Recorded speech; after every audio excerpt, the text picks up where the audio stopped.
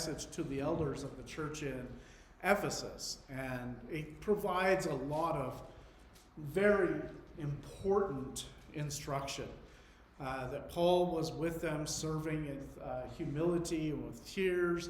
He declared to them, and he was teaching in public and from house to house, teaching about repentance and faith. And he says he was declaring the whole counsel of God, that he didn't, hold back from doing that. He tells the elders to pay attention to yourselves and to the flock, that fierce wolves are coming, and they might even be from among your own selves. So be alert, and he uses himself as an example of being alert of that danger.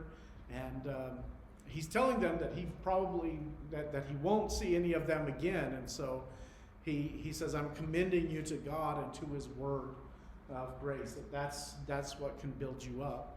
And then near the very end, he adds in verse 35, in all things I've shown you that by working hard in this way, we must help the weak.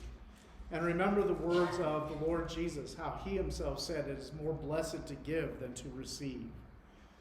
And I feel like a lot of times when we study the message in Acts, the 20th chapter to the elders, that last verse gets almost ignored.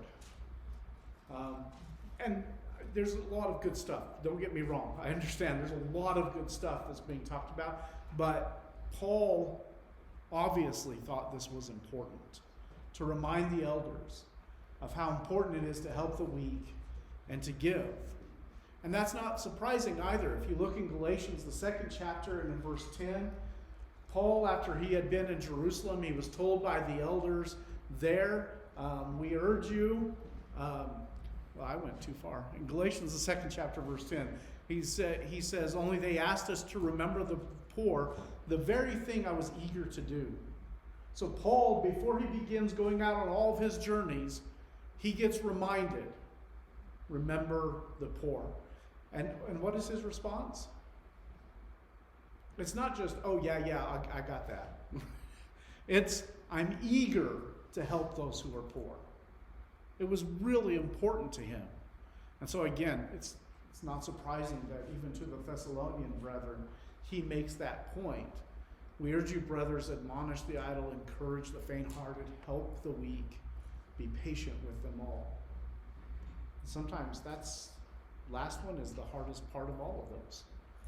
It is to be patient with those who are struggling in a variety of ways.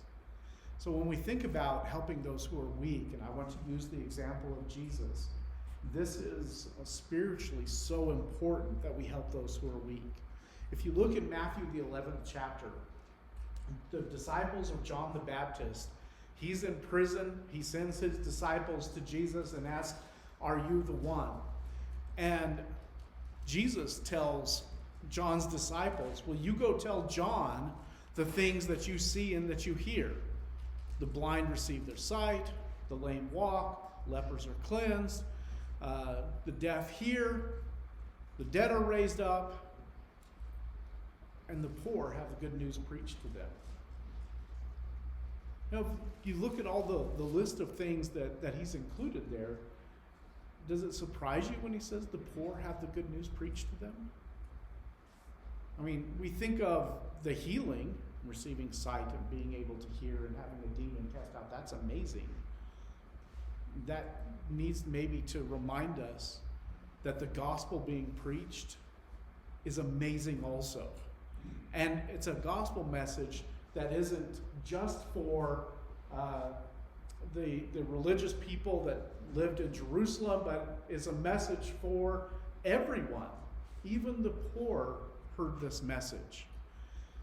In Matthew, the 9th chapter, we see that this is how our Lord thought of it. Matthew, the 9th chapter is right before he feeds the 5,000. It says that he saw the crowds and he had compassion on them. And he says he had compassion on them because they were harassed and helpless, like sheep without a shepherd. So the condition of the Jewish people at that time, those who were following after Jesus, trying to hear more of his teaching, is that spiritually they were struggling. They were wandering this way and that way. They weren't getting the right feeding that they needed, the right water that they needed. They were sheep that were not cared for and protected. Now, God had made provision for that, hadn't he? In the old law, this was the role of the priests and the Levites, is to provide this instruction and this help for the people of Israel. But they weren't doing their job. And Jesus looked at these people who came after him, and these people need teaching. They're like sheep without a shepherd. So he taught them. But he taught them because he saw them as dire need of hearing that which was true and that which was beneficial and that which was important for their lives. Think back to the story of Zacchaeus. You remember that story? Luke the 19th chapter, we can read about it. Zacchaeus lives in Jericho. He's heard about Jesus. He wants to know about Jesus, but there's so many crowds around that he can't see him.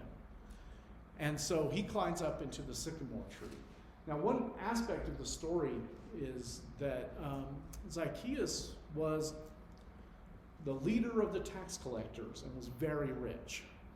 And he had gotten that way, we know this later, by cheating, by doing things that were wrong.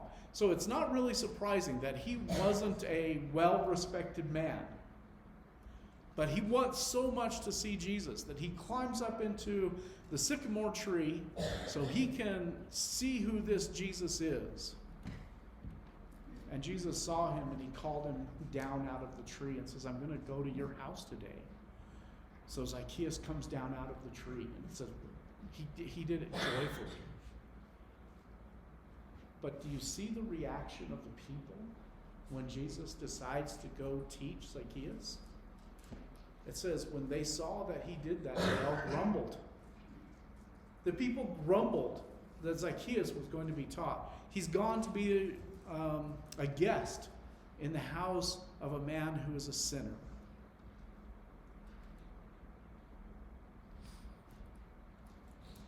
Later, having spent time with Zacchaeus, Zacchaeus is going to give back the things that he has stolen. And Jesus says, today salvation's come into this house.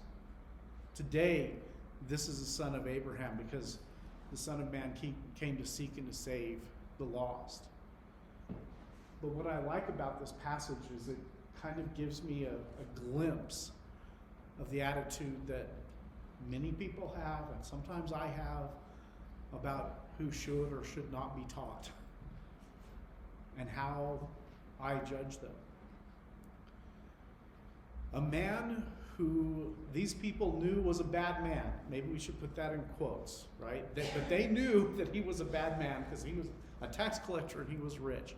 He wants to talk with Jesus, and they're upset about that. They grumble about the fact that Jesus would do that. They could have rejoiced that Jesus was going to talk to them, couldn't they have?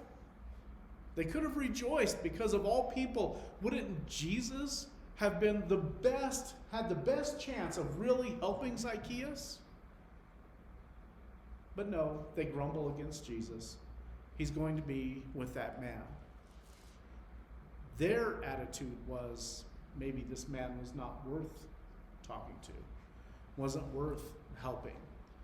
That because he was a tax collector, he was rich, maybe he was hopelessly lost. And yet, after spending a meal with Jesus, they benefited.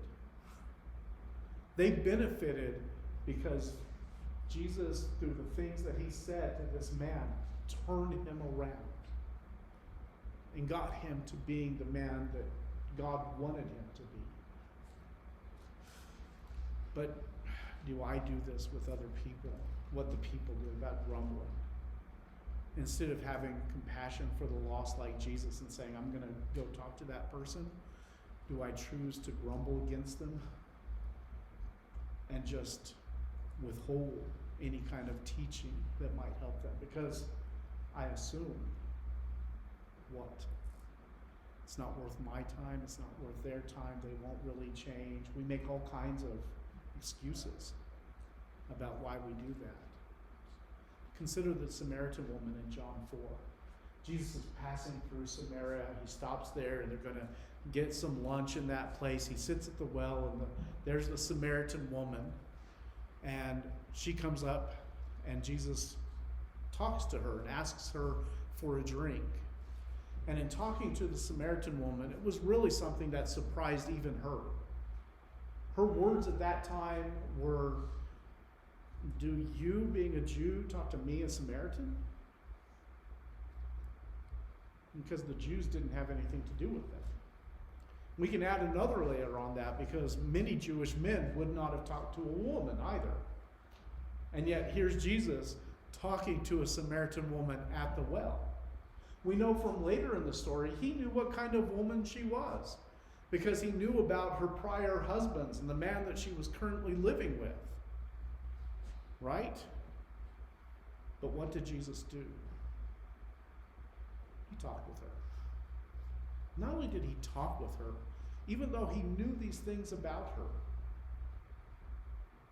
he offered her living water, something that she longed for. She recognized him as the Christ. He engaged in discussion with her. There was part of Jesus that it didn't matter who you were, he was going to talk to you about his Father and about salvation and about hope. In Luke, the 7th chapter, the story of Jesus going into the house of Simon. Simon was a Pharisee, and he was kind of testing Jesus at this point. And he goes into the house of this man, and the man doesn't treat him as a guest. He doesn't wash his feet. He doesn't do any of the customary things that would normally be done. But a woman comes in, and the text says that this woman is a sinner, and she anoints Jesus' feet and wets his feet with her tears and dries his feet. And what is the response of Simon? Simon looks at Jesus and says, if this man were a prophet, he would know who and what kind of woman this is, that she's a sinner. What is Simon's attitude about this woman? Simon's attitude is, this woman shouldn't be here. She shouldn't be touching Jesus. Jesus shouldn't be allowing her to touch him. I have a feeling she's the kind of woman that if Simon ever did notice, he dismissed almost immediately. This woman's a bad woman. I would do nothing with her.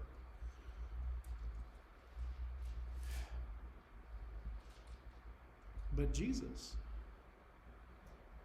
pointed out that what she was doing, because of her faith, her sins are forgiven.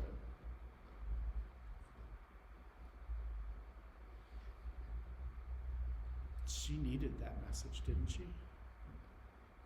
Simon would have never given it to her. And how often am I like Simon? How often do I fall into that trap of assuming that I know someone's heart, of assuming that I understand what's going on within their head,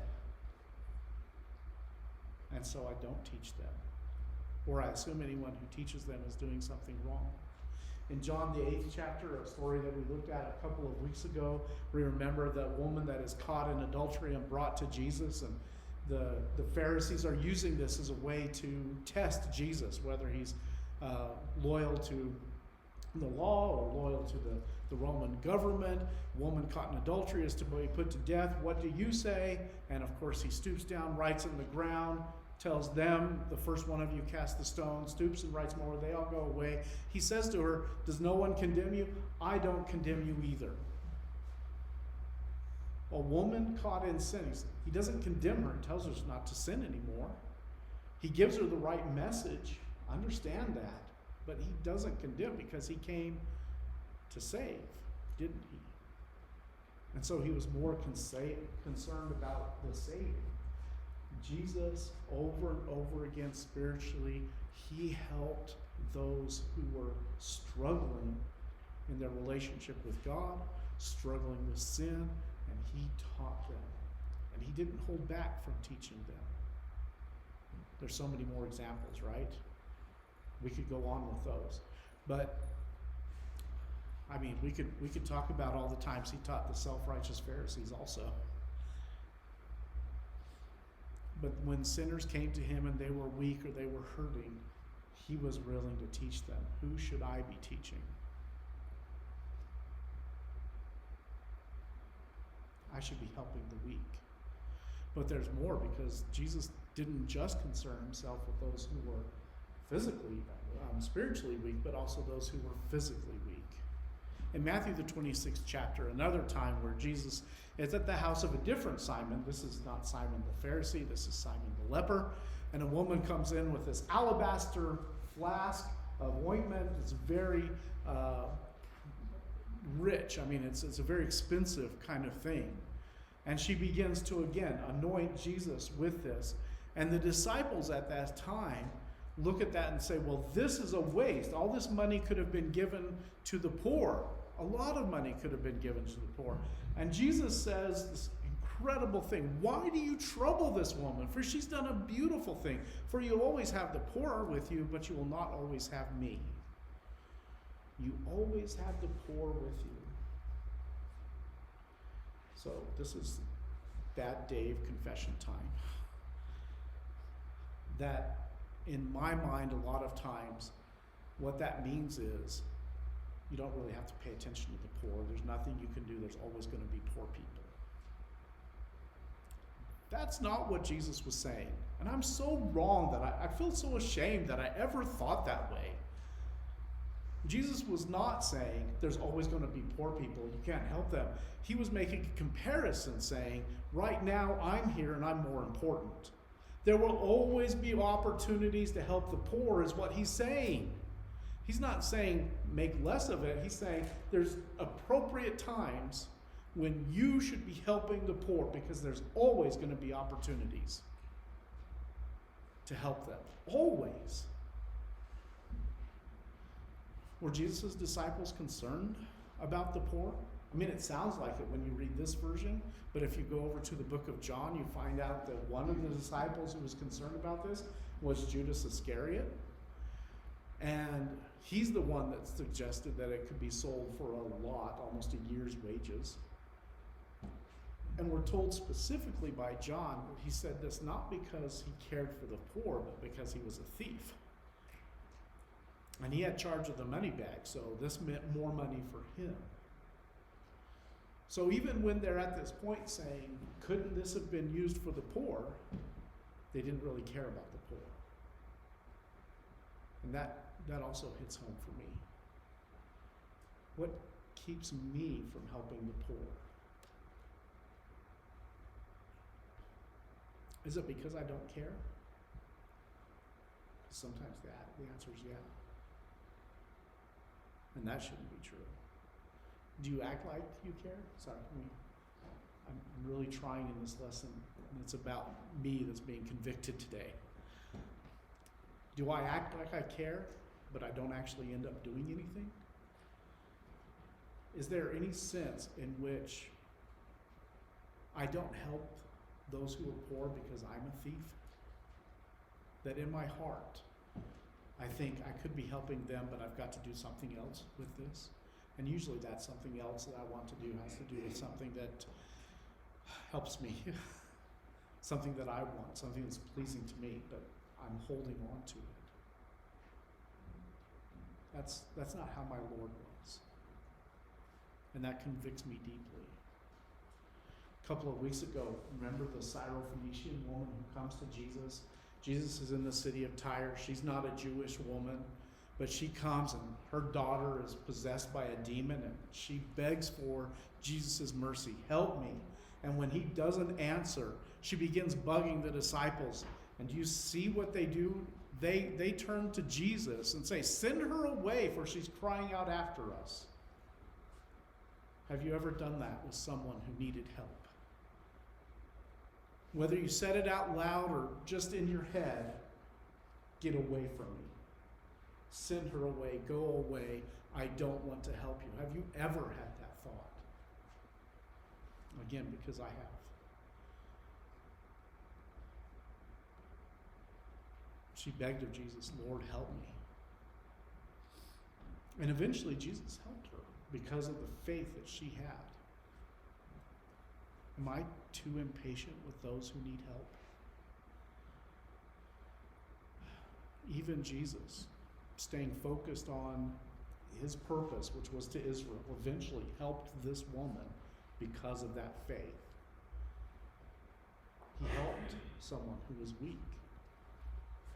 In Luke, the 13th chapter, we can read about a time when Jesus goes on the Sabbath and he heals a woman that's had this disability. She's possessed by a demon, it seems like. And she goes in the synagogue and she's had a disabling spirit for 18 years. I don't know exactly what it means to have a disabling spirit, but it says she was bent over and she couldn't stand up straight. And what does Jesus do? He sees her. He calls her over to him and says, woman, you're free from your disability. And immediately she stood up straight and she glorifies God. That's amazing, isn't it? He would do that. He noticed her. How many Jews in that synagogue on that Sabbath do you think didn't really pay attention to her? The ruler of the synagogue was indignant. The ruler of the synagogue was indignant because Jesus healed on the Sabbath. And he said, look, there's 6 days when you can do that kind of thing, but on the Sabbath day you shouldn't be doing that. And Jesus points out the hypocrisy of that by saying, you take care of your animals, right? You give water to your horses and your donkeys. Shouldn't this woman be healed also? And it says that the adversaries of Jesus were put to shame on that day, and the people glorified God. Have you ever been indignant when someone who's hurting comes in among us on a Sunday morning or a Wednesday night, and they want something more from us than just to worship? Shouldn't we be here to worship? Shouldn't worship be what comes first? And yet Jesus took care of this woman, took care of her need at this time. We should be focused on helping people. Our time together is not just about those moments. And the fact that the adversaries were put to shame in that story in Luke 13 really gets to me, because the ruler of that synagogue, his heart wasn't right. He hid behind this guise of righteousness, of honoring the Sabbath, but his heart was not right. And didn't James warn us of exactly that same kind of thing? In James, the 2nd chapter, if you go to verses 2 through 4, if a rich man comes into your assembly and a poor man comes into your assembly, how do you treat them? If you treat the rich man differently than the poor man, he says, you become judges with evil thoughts. That's why the adversaries were put to shame, is because they had become judges with evil thoughts. And I've done that too. But Jesus came and he helped the weak. Do I have reason to be put to shame? Or maybe I should be more like the people and rejoice when glorious things happen. Remember the story in Mark the 12th chapter about Jesus watching the treasury. And as he's watching the treasury, the people are putting their money into the offering. We know from Matthew the 6th chapter that some people, when they put their money in, they did it as loudly as possible so that you knew that they were giving a lot. And he even makes the reference in Matthew 6 of people blowing trumpets. So if you didn't get that I was here to give, I'm going to blow a trumpet and make sure you know that I'm giving. How many people noticed the poor widow as she was going through? How many thought of her? I mean, she didn't have trumpets, but there's Jesus. She notices the poor widow. He calls the disciples over to him and says, she put in more than all the other people that are contributing. She gave from her poverty, but they from everything that they had. And the point that I want to make here is that this story plus the one with the disabled woman Jesus noticed people that others ignored. And too often, I've been in the I'm ignoring category. I ignore people instead of pay attention to their needs. I need to be one of the ones who helps the weak.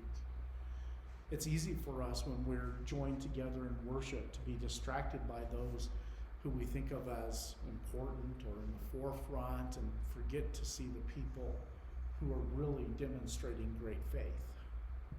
That poor widow that gave everything she had, she was someone worth helping.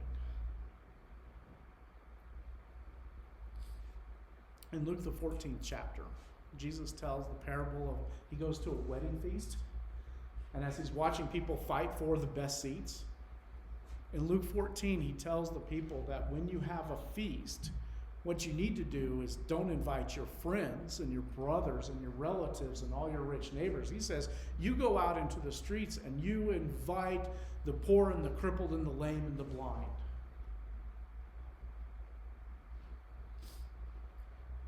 If all that Jesus had said before doesn't make it clear enough, this is as plain as it gets, isn't it? Help the poor, help the weak. I don't think he's saying here that it's wrong for us to hang out with our friends. Okay? Understand that. But what he is saying is he's pushing us to look beyond our comfort zone and make a point that I'm going to help other people. And there are people who need that help that we can give that feast to. And Jesus goes on in that banquet, and he makes the analogy essentially to his teaching of inviting people from the highways and the byways to come in and fill the house, and they're going to taste of that banquet. And he's talking spiritually at that point, so he's blended these two ideas together of helping the weak, physically, spiritually, help them. And we know that's true. Isn't that what Paul wrote about in 1 Corinthians, the first chapter? Consider your calling, brethren. Not many of you are powerful according to worldly standards, but called what was foolish to shame the wise. And he chose what was weak to shame the strong. God chose what is lowly and despised in the world. God chose us.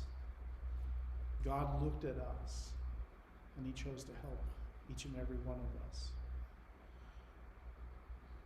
Help the weak. So Jesus physically helped the weak too.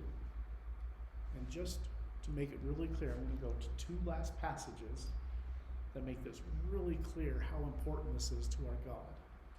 Luke the 16th chapter. The story about the rich man and Lazarus. And the rich man, we're told in Luke the 16th chapter, he's clothed in purple and he's in fine linen, and it says he feasted sumptuously every day. I'm not sure exactly what that means for that period of time, but this man ate good, right?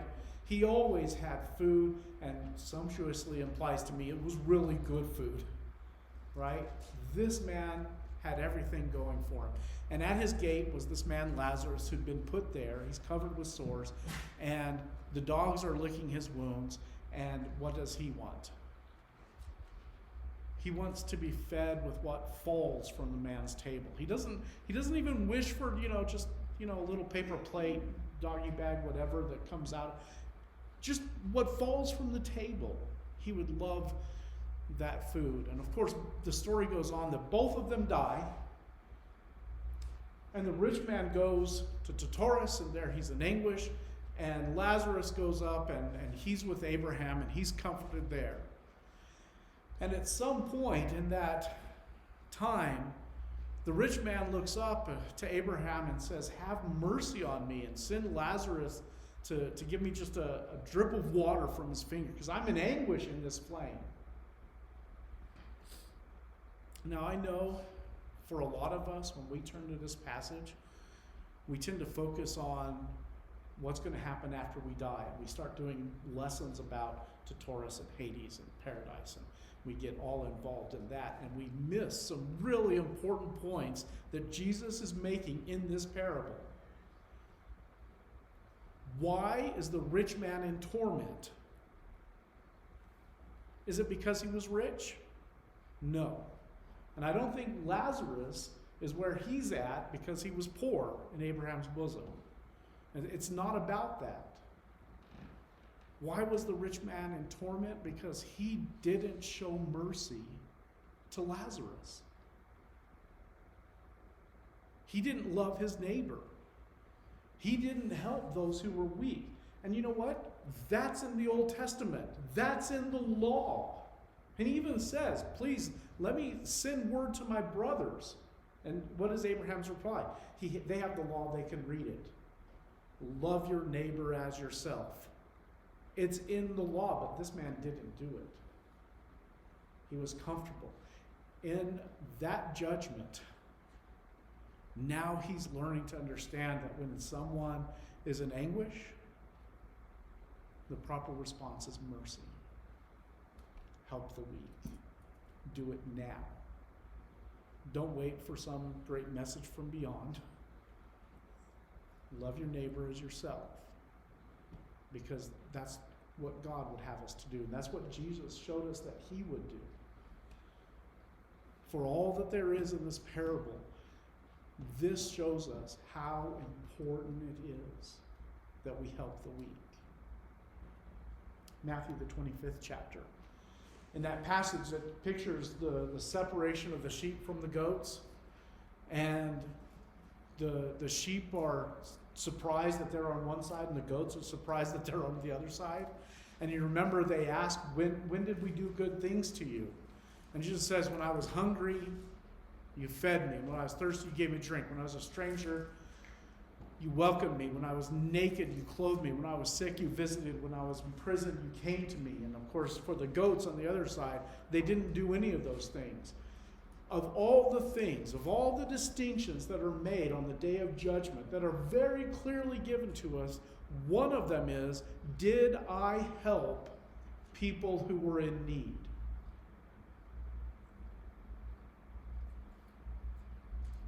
We're not going to be asked questions just about what did you practice with regard to your faith. Did you go to the right church building? Did you, teach the right doctrines? Our questions aren't just going to be on that. This pictures the day of judgment of saying, how did I help people who needed help?